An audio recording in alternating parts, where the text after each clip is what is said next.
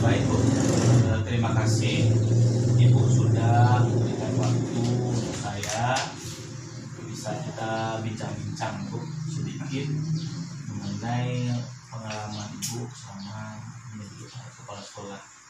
Mudah-mudahan nanti menjadi pelajaran juga buat saya sebagai salah satu ilmu kepemimpinan yang bisa saya ambil untuk seperti ini. Baik Bu, sebelum kita wawancara nanti saya akan menyampaikan beberapa pertanyaan Bu. Yang pertama sekali, selama ini bagaimana Ibu dapat mengidentifikasi kasus-kasus yang ada di sekolah yang merupakan dilema etika atau bujukan moral? Baik Pak, terima kasih atas pertanyaannya. Saya akan jawab semampu saya. Jadi menurut pengalaman yang sudah saya alami selama saya jadi kepala sekolah, memang banyak sekali kasus-kasus yang terjadi di sekolah itu. Contohnya yang merupakan dilema etika, di mana kasus-kasus dilema etika itu biasanya saya identifikasi berdasarkan pertama misalnya kasus guru dengan siswa, ada guru dengan wali murid, dan kemudian guru dengan kepala sekolah. Ini pengalaman yang terjadi yang pernah saya alami. Saya pernah mengalami kasus guru dengan siswa. Jadi ada kasusnya pada waktu itu siswa itu sudah kelas 5 SD. Dia tidak mengikuti ujian akhir sekolah disebabkan oleh pada masa itu COVID-19. Dia pulang ke Jawa. Jadi pulang ke Jawa, dalam targetnya dia kembali sebelum ujian, tapi karena terjadi banyak kendala selama di perjalanan itu, kemudian setelah sampai juga dia harus mengikuti di karantina 14 hari, sehingga dia tidak bisa mengikuti ujian akhir sekolah itu sampai kira-kira 3 atau 4 hari lagi pembagian rapor baru dia datang. Jadi guru bersikeras untuk dia tidak bisa naik kelas karena dia tidak mengikuti ujian sekolah, jadi tidak bisa diambil nilainya untuk kenaikan kelas. Jadi kasus itu memang guru bersikeras dia 3 kelas. Si guru mengadu memang kepada saya mengadu bahwasanya si A itu harus 3 kelas Bu, karena dia sudah beberapa hari dia tidak masuk sekolah. Kalau menurut peraturan akademik memang anak itu harus memang tinggal kelas karena dia sudah tidak memenuhi target kehadiran, kemudian tidak mengikuti ujian sekolah. Tetapi saya dengan beberapa guru juga bermusyawarah, kita lihat latar belakangnya kenapa dia tidak ikut ujian sekolah. Selama ini apakah ada kasus seperti itu yang dialaminya? Dia kan tidak pernah mengalami kasus seperti itu. Ujian sekolah tetap, kehadirannya sekolah juga bagus, walaupun sesekali dia ada tidak hadir karena dia di sini tidak ada keluarga. Jadi cuma sama ayah sama ibunya. Jadi kalau pas ibunya sakit, ayahnya bekerja di luar, dia jaga ibunya. Jadi akhirnya kita lihat latar belakangnya apa. Kemudian saya bilang, coba lihat kehadiran dia sebelumnya. Kemudian lihat nilai-nilai harian dia tanpa ujian sekolah tadi. Adakah nilai dia yang di bawah KKM? Ternyata tidak. Anak itu juga tidak tergolong bodoh. Sehingga saya bilang tidak bisa kita ambil kesimpulan dia harus tinggal kelas. Nanti efeknya apa? Beban moral sama dia. Ya kan Pak, beban mental sama dia. Badan dia udah besar, dia kelas 5. Habis itu kita tinggalkan kelas. Akhirnya dia nanti akan menyalahkan orang tuanya. Ya kan, kemudian penyesalan, kemudian bisa jadi dia tidak sekolah lagi nanti karena badannya udah besar, tinggal kelas lagi. Maka berdasarkan itu kami ambil kebijakan tetap dinaikkan kelas dengan berpedoman pada nilai-nilai sebelumnya. Memang tidak sesuai dengan peraturan akademik, tapi kebijakan kita mengingat beberapa hal yang akan terjadi apabila kita ambil tindakan dia tinggal kelas. Terima kasih Bu. Ini pertanyaan yang kedua Bu. Yeah. Selama ini dari kasus yang sudah Ibu ceritakan tadi, itu bagaimana Ibu menjalankan pengambilan keputusan di sekolah Ibu, terutama untuk kasus-kasus di mana ada dua kepentingan yang sama benar ya, seperti Ibu ceritakan tadi kan, atau sama-sama mengandung nilai kebajikan. Ini gimana Bu ceritanya? Ya biasanya saya tidak mengambil keputusan sendiri, tetapi saya rapatkan dengan dewan guru. Kalau misalnya tidak selesai dengan dewan guru, kami panggil komite. Kemudian saya juga meminta pendapat dari pengawas. Jadi seandainya nanti salah, maksudnya tidak saya sendiri salah, tapi sama-sama ini kebijakan sama-sama. Pernah juga ini terjadi kasus anak kehilangan ijazah. Kehilangan ijazah, dia tidak punya lagi pertinggal apa-apa di sekolah, tapi dia minta nilai ijazah. Jadi dari mana kita mau ambil datanya? Nilai ijazah tidak ada. Jadi saya menurut aturan saya ini, bahwasanya ijazah bisa dibuat bahwasanya memang dia mantan siswa di sekolah itu dengan menghadirkan 2 saksi. Kemudian nilai ijazah dibuat tapi tidak ada nilai, karena tidak ada dari mana kita berpatokan untuk mengambil nilainya. Ya. Oke Bu, ini ada pertanyaan selanjutnya Bu. Langkah-langkah atau prosedur seperti apa yang biasa Ibu lakukan selama ini dalam menghadapi kasus ya. Itulah dalam mengambil langkah-langkah atau prosedur, biasanya kita lihat kasusnya. Kalau kasusnya ringan, mungkin bisa kita bermusyawarah saja dengan guru-guru di situ, walaupun nanti kebijakan itu tetap sama sekolah. Tapi kalau kasusnya kira-kira tidak bisa dipecahkan oleh guru dan kepala sekolah, kami libatkan komite. Nanti komite akan memberikan masukan-masukan yang menyangkut untuk pengambilan keputusan. Kemudian kalau misalnya tidak selesai dengan komite, juga kami hadirkan pengawas. Terima kasih Bu. Kemudian Bu, ada soal lagi nih Bu. Hal-hal apa saja yang selama ini Ibu anggap efektif nih dalam pengambilan keputusan pada kasus-kasus dilema etika yang seperti Ibu ceritakan tadi? Menurut saya, yang saya anggap efektif apabila kasus itu tidak kita pecahkan sendiri, harus kita musyawarahkan dengan guru. Yang seperti saya jelaskan tadi, kalau tidak selesai dengan guru, dengan komite, dengan pengawas, itu saya anggap efektif. Karena apa? Berarti saya tidak otoriter dalam mengambil kebijakan. Tetapi berdasarkan hasil musyawarah dengan mempertimbangkan mempertimbangkan hal-hal yang baik ataupun kebijakan-kebijakan sekolah yang tidak menyalahi dengan aturan yang berlaku. Oke Bu, terima kasih. Kemudian ini lagi Bu, kira-kira hal-hal apa saja yang selama ini merupakan tantangan bagi Ibu dalam pengambilan keputusan pada kasus-kasus dilema etika? Dalam mengambil kebijakan tentu ada yang pro, ada yang kontra, ya kan? Karena sebagian nanti pro-nya seperti ini, sebagian seperti ini. Tapi kita harus memberikan arahan-arahan ataupun pertimbangan-pertimbangan sehingga kebijakan itu harus ada. Kebijakan-kebijakan yang kita sampaikan ataupun saran-saran yang kita sampaikan harus masuk akal dan bisa diterima oleh publik. Seperti itu. Seperti dalam menghadapi kasus-kasus yang menyangkut dilema etika ini kan.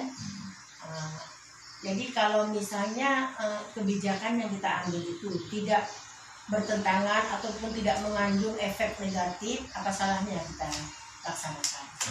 Seperti itu saya. Oke, terima kasih banyak. Kemudian ini Bu, apakah Ibu memiliki sebuah tata tala atau jadwal tertentu nih Bu dalam menyelesaikan sebuah kasus di matematika? Kemudian apakah Ibu langsung menyelesaikan tempat atau memiliki sebuah jadwal untuk menyelesaikannya? Kemudian bentuk atau prosedurnya seperti apa yang Ibu jalankan? Begini Pak, kita lihat kasusnya. Kalau memang kasusnya itu harus segera, kita harus menyegerakan menyelesaikan masalahnya. Tidak boleh kita tunda-tunda, nanti akan berakibat buruk. Nah, jadi misalnya kasus ini harus segera, berarti saya harus meluangkan waktu. Kalau jadwal tertentu saya buat tidak ada, karena kan kita tidak ada kasus. Biasanya kasusnya kan udah disampaikan dulu, guru udah nyampaikan kasusnya, ada kasus guru dengan siswa atau guru dengan guru atau guru dengan wali murid, sudah sampaikan. Jadi saya identifikasi ini kasusnya ini harus segera, nggak bisa lagi kita undur-undur waktunya, makanya segera. Kalau jadwal tertentu tidak ada, tetapi kita lihat dari kasus itu apakah dia harus disegerakan atau bisa kita tunda. Jadi kalau memang dia harus segera kita selesaikan, maka kita akan tetap luangkan waktu, kita selesaikan. Kalau misalnya tidak bisa di pagi hari di jam BBM, kita selesaikan di luar jam BBM. Oke, terima kasih Bu. Kemudian pertanyaan selanjutnya Bu, adakah seseorang atau faktor-faktor apa yang selama ini mempermudah atau membantu Ibu dalam mengambil keputusan dalam kasus-kasus dilematika seperti konsultasi dengan pengawas atau guru? Iya, ya saya selaku kepala sekolah, saya katakan tadi, saya tidak berani juga atau bukan tidak langsung mengambil keputusan terhadap kasus-kasus dilematika ini, tetapi saya berpedoman juga kepada peraturan. Kemudian ada faktor-faktor yang mendukung atau membantu kita, seperti masukan dari komite, masukan dari pengawas sekolah, dan juga masukan dari guru-guru itu. Karena guru-guru itu jangan kita anggap dia bawahan kita, tetapi mitra kerja kita. Kadang masukan dari guru-guru lebih baik dan bisa kita laksanakan. Tapi di lain itu juga ada komite yang sangat membantu, dan pengawas itu sangat membantu kita dalam mengambil kebijakan. Oke Bu, terima kasih banyak Bu. Ini adalah pertanyaan terakhir Bu dari saya. Dari semua hal yang telah Ibu sampaikan, pembelajaran apa yang dapat dipetik dari pengalaman Ibu dalam mengambil keputusan dilematika tersebut? Jadi pembelajaran yang dapat saya petik dari pengalaman saya selama jadi kepala sekolah, itu dalam mengambil keputusan saya memang tidak semata-mata keputusan saya sendiri, tapi saya lebih ke musyawarah dan demokrasi.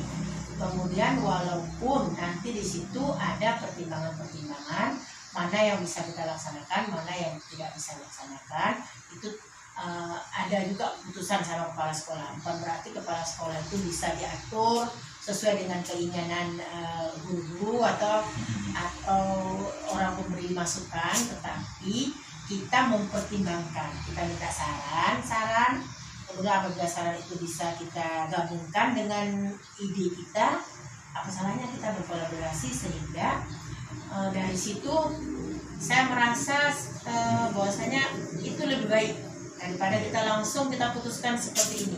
Nah, dari saran-saran guru, saran komite, saran pengawas, saran dari wali murid, misalnya kita terlibatkan wali murid kan, nah itu kita rangkum semua, barulah kami mengambil satu keputusan, dan saya nyaman Pak. Merasa nyaman di situ dalam arti kita tidak otoriter, kita tidak diktator dalam mengambil keputusan, lagi keputusan yang kita ambil itu tidak bertentangan dengan etika atau aturan itu kan tidak bisa boleh baku, tetapi kita ada kebijakan. Kalau kita berpedoman terus kepada aturan, maka kamu tapi ada kebijakan tetapi tidak menyalahi kepada aturan. Wah, luar biasa sekali Bu wawancara kita hari ini. Terima kasih banyak Bu dari pengalaman Ibu tadi. Saya banyak sekali mengambil hikmah dan hikmahnya. Mudah-mudahan ini menjadi bekal saya nanti ketika saya dipercayakan menjadi salah satu pemimpin pembelajaran di depan. Ya, terima kasih Pak juga telah memberikan kesempatan kita untuk berbagi walaupun saya sudah kepala sekolah bukan berarti saya sudah bagus, tetapi sama-sama kita belajar. Saya belajar dari Bapak belajar dari saya untuk kebaikan kepemimpinan. Terima kasih banyak Bu atas waktunya nih Bu. Saya izin dulu Bu. Ya, Assalamualaikum.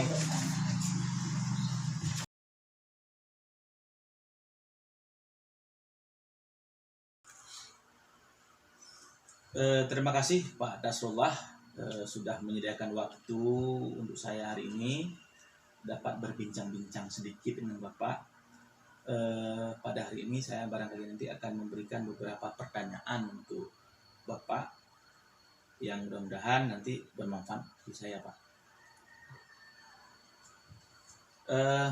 Baik Pak Nasrullah, selama ini bagaimana Bapak dapat mengidentifikasi kasus-kasus yang merupakan dilema etika atau bujukan moral? Baik, terima kasih Pak Aulia Muradi. Selamat datang di sekolah kita SDN 1 Bakarot. Ini merupakan sekolah paling ujung di Kabupaten Aceh Daya. Baik, saya mencoba menjawab pertanyaan Bapak. Selama ini yang kita ketahui tentang dilema etika itu maknanya adalah benar melawan benar. Nah, di salah satu kasus kita bisa ceritakan bahwa ini kasusnya kita angkat antara guru dengan guru ya, yang terjadi konflik di sekolah kita. Ada satu orang guru, sebelumnya kita membuat aturan guru itu wajib hadir ke sekolah setiap saat, tanpa kecuali memang sakit. Nah, ada seorang guru kita yang tidak hadir tanpa keterangan 1 minggu.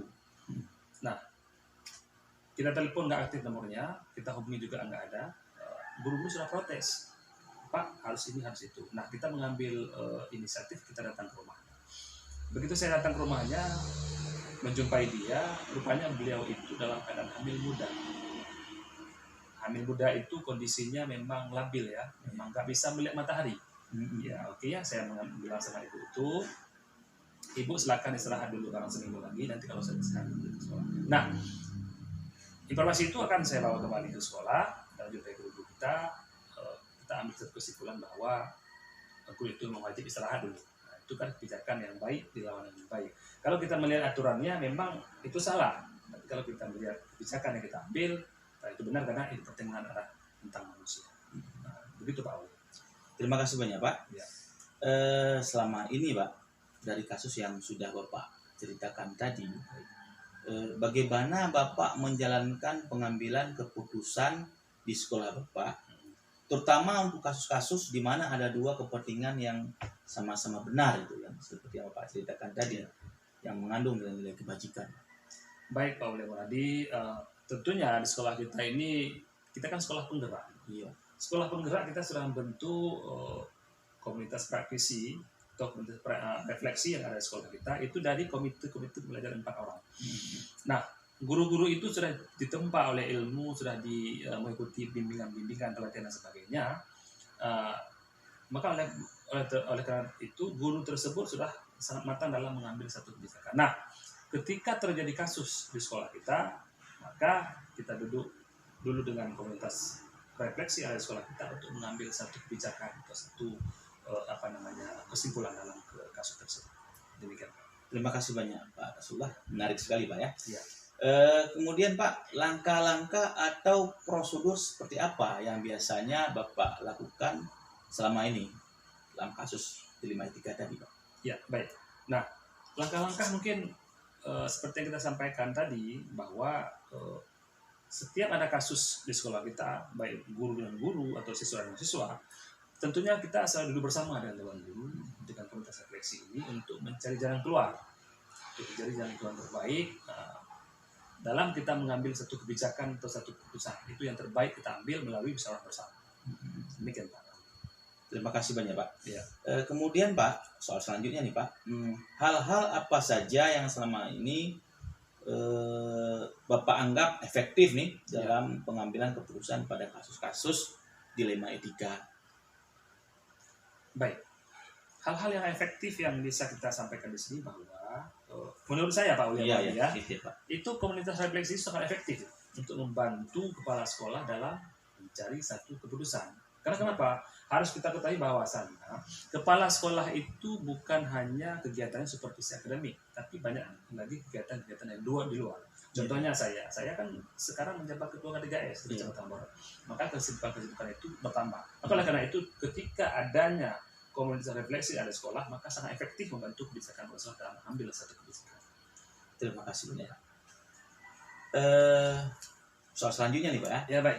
Saya mau tanya hari ini.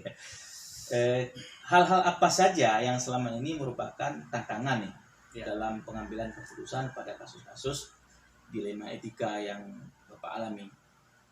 Baik, terima kasih Pak William tadi. Tantangan tentunya banyak ya, tantangan banyak sekali tantangannya. Nah, dalam mengambil satu kebijakan, kepala sekolah dengan dilibatkan dengan guru-guru lain, tentunya tantangan tetap ada.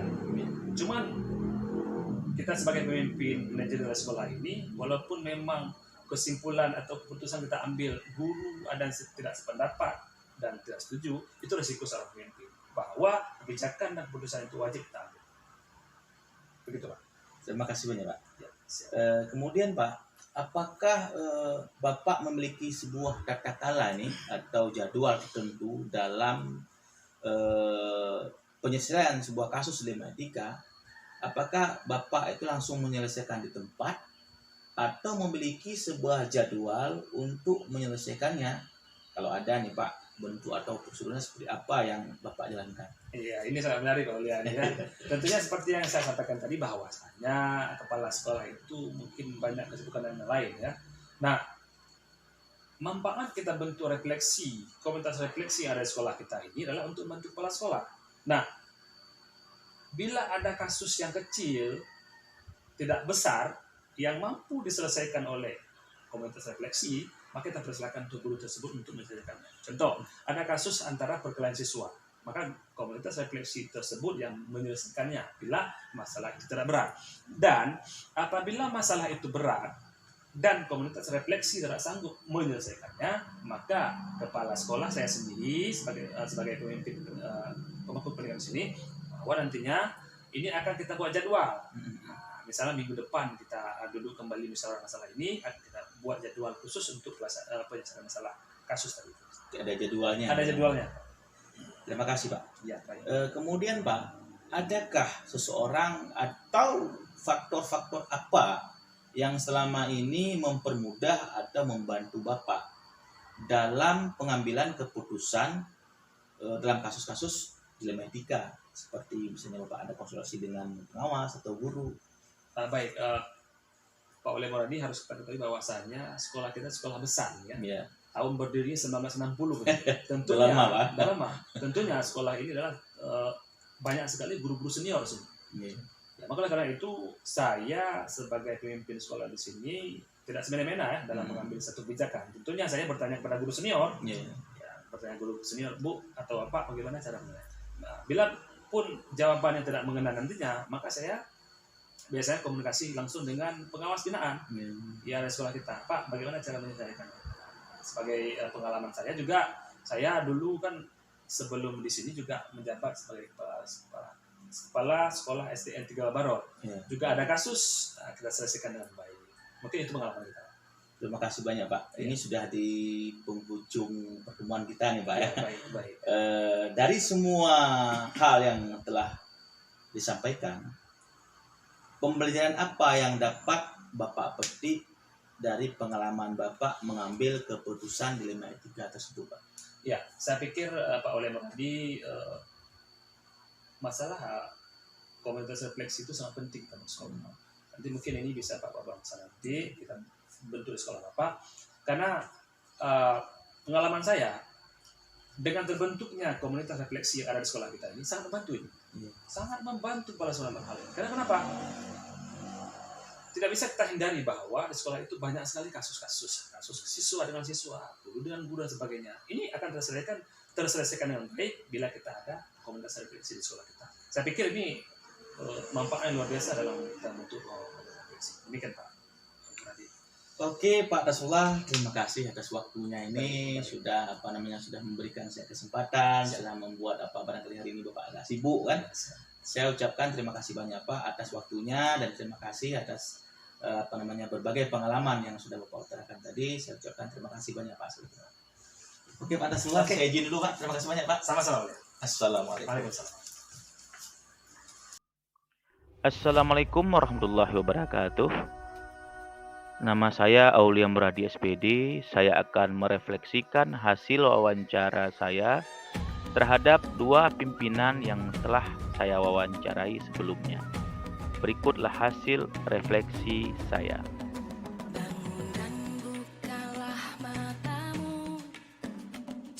Hal-hal menarik apa yang muncul dari wawancara tersebut? Pertanyaan-pertanyaan mengganjal apa yang masih ada dari hasil wawancara bila dibandingkan dengan hal-hal yang Anda pelajari seperti 4 paradigma, 3 prinsip, dan 9 langkah pengujian? Apa yang Anda dapatkan? Berdasarkan hasil wawancara yang telah dilakukan, hal menarik yang muncul dari pemimpin yang saya wawancarai antara lain mengidentifikasi permasalahan dan mengambil keputusan dengan berdiskusi dengan warga sekolah, stakeholder, dan wali murid. Kemudian pengambilan keputusan dilakukan secara objektif dan berkeadilan, dan membentuk komunitas refleksi untuk pengambilan keputusan. Jika dibandingkan dengan yang saya pelajari di modul 3.1, para pemimpin sudah menerapkan beberapa hal mengenai 4 paradigma, 3 prinsip, dan 9 langkah pengujian. Hanya saja belum semua dilakukan, terutama diuji benar salah dan investigasi dilema. Para pemimpin tersebut telah menerapkan pengambilan keputusan, di mana keputusan diambil berbasis rasa peduli atau care decision thinking.